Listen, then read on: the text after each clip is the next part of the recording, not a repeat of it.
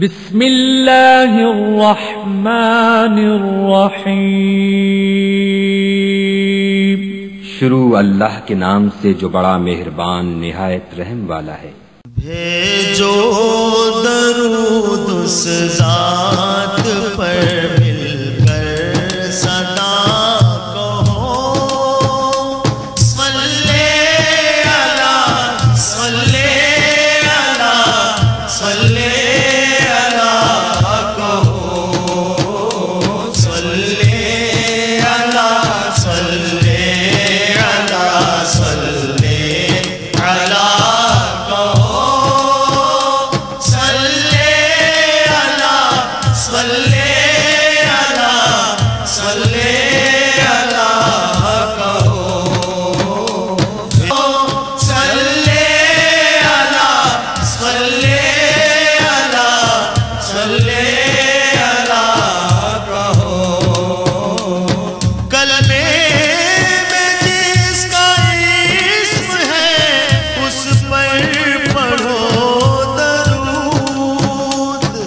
نحمدہ ونصلی علی نبی الکریم، اما بعد فقد قال اللہ تعالی فی القرآن العظیم فی شان حبیبہ فی سورۃ الاحزاب، ان اللہ وملائکتہ یصلون علی النبی یا ایہا الذین آمنوا صلوا علیہ وسلموا تسلیما، اللہم صلی علی سیدنا محمد وعلی آل سیدنا مولانا محمد وبارک وسلم۔ معزز سامعین، بالخصوص مسجد پائے گاہ کے امام و خطیب حضرت مولانا شیخ حسین نقشبندی قادری صاحب مدظ اللہ العالی، جہاں دیدہ بزرگان دین، اہل قلم حضرات، عزیز نوجوانوں، عزیز بچوں، اللہ رب العالمین کلام اللہ میں بڑے اہتمام سے درود و سلام کے تعلق سے فرمان جاری فرمایا ہے۔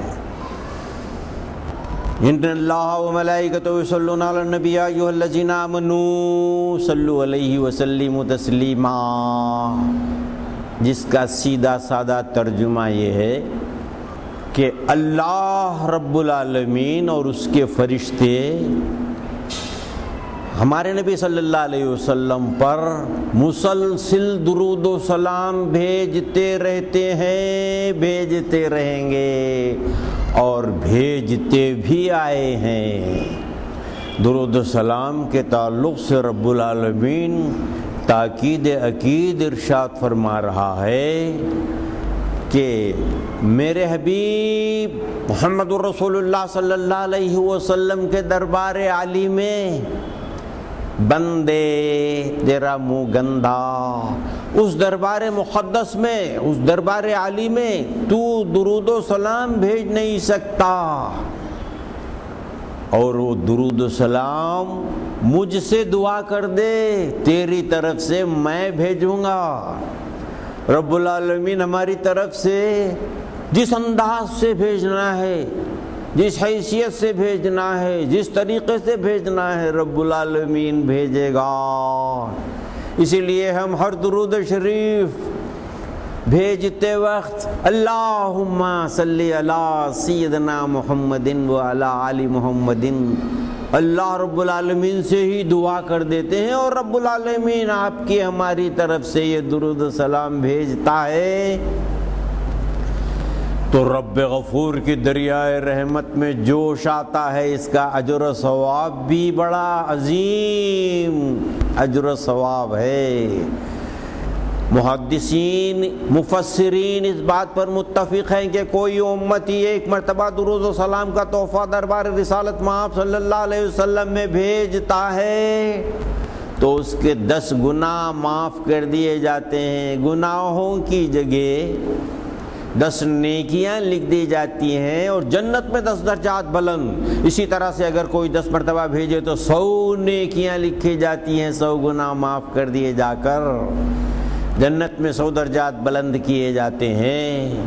پھر اس کے بعد اگر کوئی 100 مرتبہ بھیجتا ہے تو اس کا 1000 گنا اجر و ثواب، 1000 نیکیاں، 1000 درجات جنت میں بلند۔ اور اگر کوئی امتی اخلاص کے ساتھ رسول اللہ صلی اللہ علیہ وسلم کی خدمت عالی میں 1000 مرتبہ درود و سلام کا تحفہ بھیجتا ہے تو اللہ تعالیٰ اس کے جسم پر دوزخ کا دھواں حرام فرما دیتے ہیں۔ کیا درود و سلام کی برکت، کیا درود و سلام کی عظمت، کیا درود و سلام کی شان۔ آئیے درود و سلام بھیجنے کے تعلق سے کلام اللہ میں کیا تاکید اکید فرمائی گئی ہے۔ رب العالمین ارشاد فرماتا ہے صلو علیہ وسلموا تسلیما۔ دربار رسالت میں آپ صلی اللہ علیہ وسلم میں باخدت، با ادب، با محبت، با عظمت بھیجنے کا نام درود و سلام ہے۔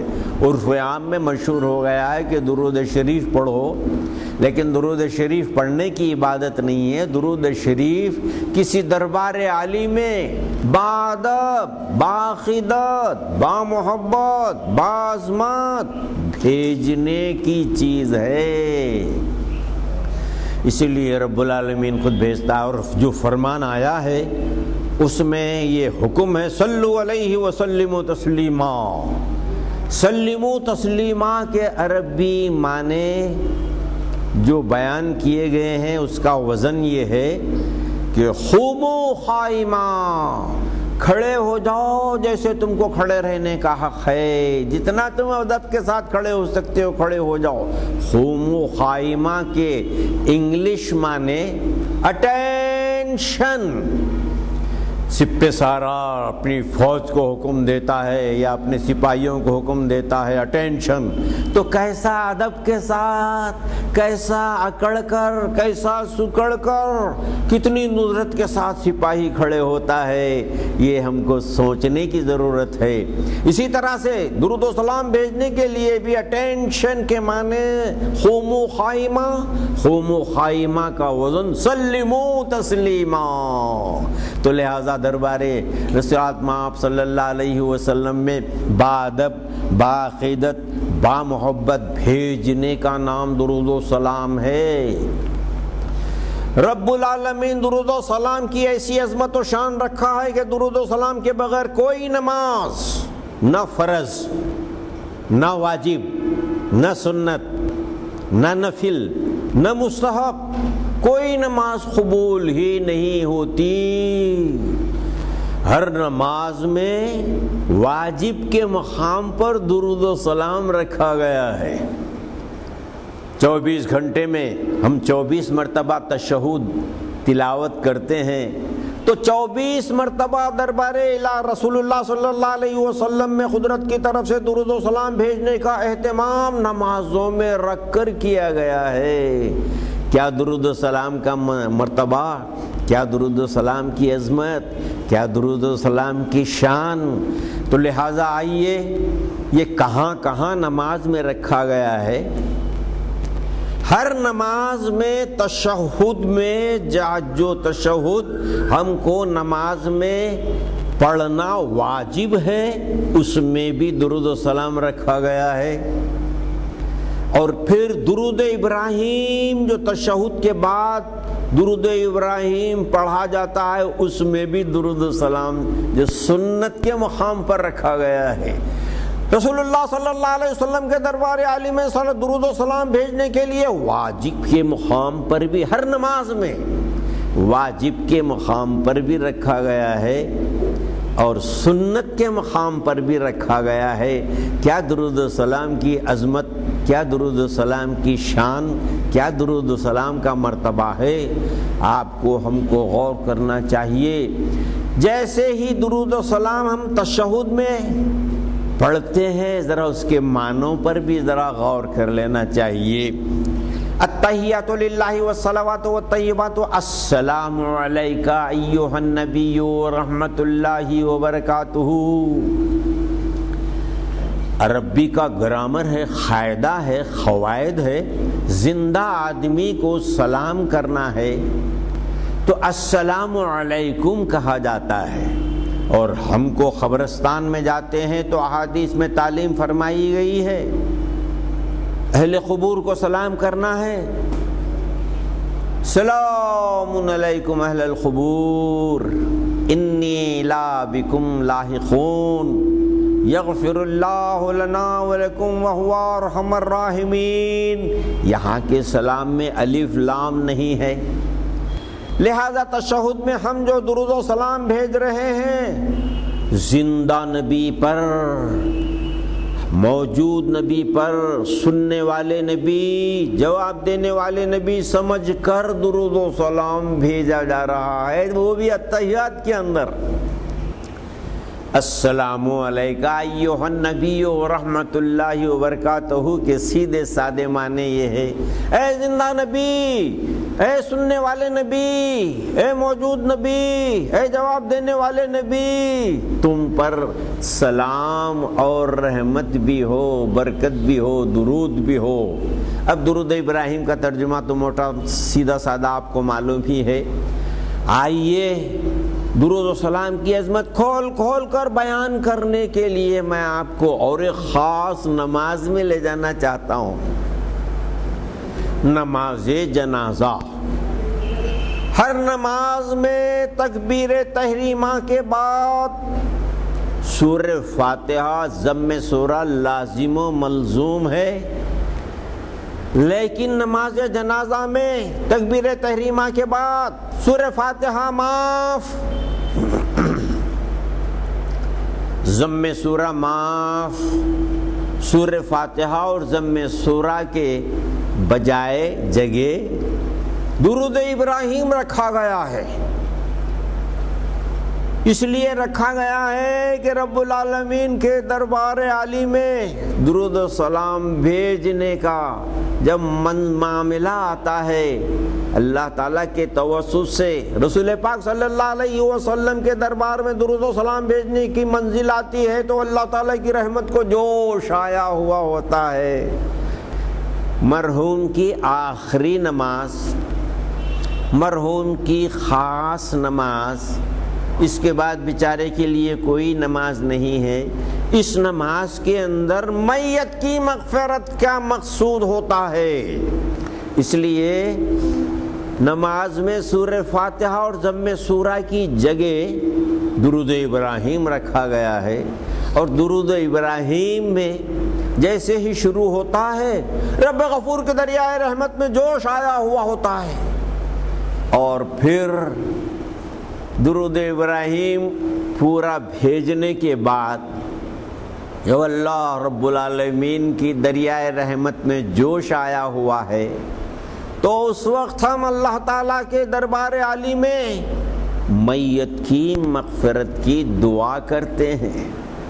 میت کی مغفرت کی دعا میں بھی بڑی ندرت ہے۔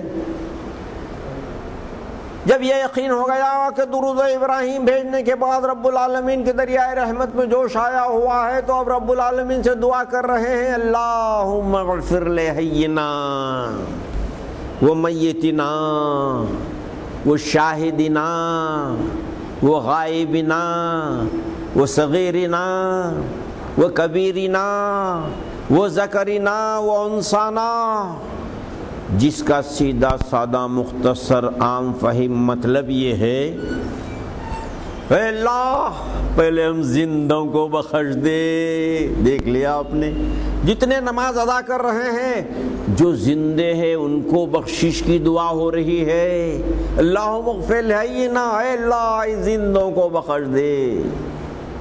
اس کے بعد دوسرے نمبر پر میت کو، وہ میتنا، میت کی بخشش کی دعا ہو رہی ہے، خود نماز ادا کرنے والے بھی بخشے گئے، میت کی بھی دعا ہو گئی، میت بھی بخشی گئی، تو اب اللہ تعالیٰ کی رحمت میں جوش آیا ہوا ہوتا ہے، دعا پر دعا مانگی جا رہی ہے، اللہم اغفر لحینا ومیتنا وشاہدنا وغائبنا، مولا جو موجود ہیں یہاں ان کو بھی بخش دے، جو یہاں آ نہیں سکے ان کو بھی بخش دے۔ کیا کیا میت میں درود و سلام کے بعد رب العالمین کے دریائے رحمت میں جوش آیا ہوا ہے۔ کیا کیا مانگا جا رہا ہے۔ اے اللہ ہمارے مردوں کو بھی بخش دے، وہ انسانہ گھروں میں اڑتے ہیں مولا، عورتوں کو بھی بخش دے۔ اور پھر اس کے بعد وہ ذکرینا و انسانہ کے بعد وہ صغیرینا و کبیرینا، جو ضعیف لوگ یہاں تک نہیں آ سکے ان کو بھی بخش دے، چھوٹے بچوں کو بھی بخش دے۔ ساروں کی بخشش کی دعائیں مانگی جا رہی ہے۔